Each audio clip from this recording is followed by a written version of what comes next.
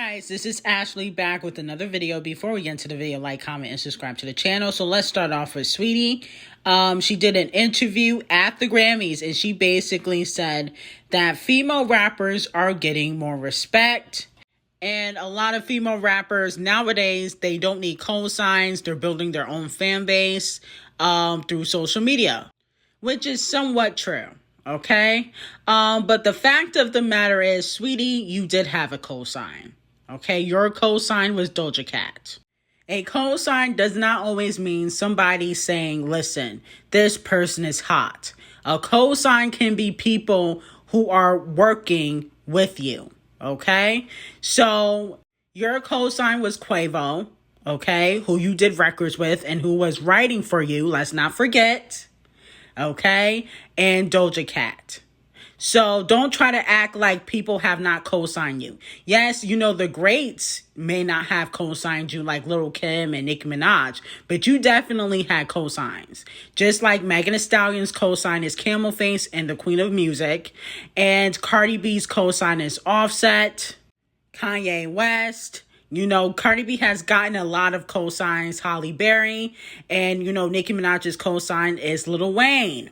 And Kanye also, you know, co-signed Nicki. So don't try to act like, you know, you did everything by yourself and you didn't have no help, because that's not the truth, okay?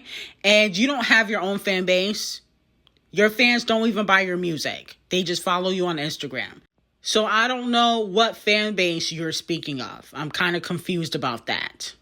Moving on. Let's talk about the singer H.E.R. very quickly. Because she won a Grammy last night for Best R&B Performance. And I'll be honest with you. I'm so sick and tired of her and them damn glasses she be wearing. How the hell does she keep winning Grammys and nobody talks about her music? It's giving nepotism because allegedly her father is on the board at the Grammys. And we know damn well nobody gives a fuck about her like that. She barely charts. She couldn't even save Saweetie. Okay? I think H.E.R. is very talented. She is a great songwriter. But I feel like if her dad was not on the Grammy committee, okay, or didn't know people at the Grammys, allegedly, nobody would be nominating her for anything. And she definitely would not be winning, okay? Now, I don't even know what the last song H.E.R. has put out. I barely talk about her because she's irrelevant. But I'm just so sick and tired of her winning every year because her father knows people in the industry. Okay. Yes, I know it's about connections. It's not always about talent. I understand. But like, this is just disrespectful at this point because everybody knows that her father has connections. Is anybody going to acknowledge the fact that she's getting help by her father? I remember y'all was talking about Matthew Knowles being on the Grammy committee. Let's talk about her. Okay, no shade. I understand that she's talented, but at the end of the day, it's still not right. Moving on to Nicki Minaj. We Go Up is supposed to be top 50 on the Billboard Hot 100. Mind you, she had little to no promotion and no video. So congratulations to Nicki Minaj and Fivio. And the next thing I want to discuss is OJ West pulling out of Coachella last minute, of course. And I think that Coachella should get Nicki Minaj to headline. Okay. I don't feel like Kanye West should have been headlining in the first place. Yes, he has a cult following. Okay. And he does have classic records, but his music lately hasn't been the same. Okay, I don't care what nobody says. So Nicki Minaj released a record with Fivio. She got a record with Coi Leray. She got 2 records with Lil Baby. She got a record with Bia. She could perform all of those records and the crowd would go crazy. Nicki Minaj needs to perform at Coachella. It is actually disrespectful that she hasn't headlined Coachella yet. Especially since she can bring out Drake, she can bring out Wayne, she can bring out Lil Baby, Fivio Foreign, Coi Leray, Bia. You know how many people that she has collaborated with and all these records are hits?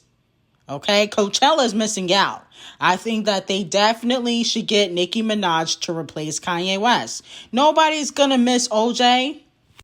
Moving on to JT and Lil Uzi, it looks like JT and Lil Uzi might have broken up. An old tweet had resurfaced on the internet of Lil Uzi basically flirting with a girl back in 2015.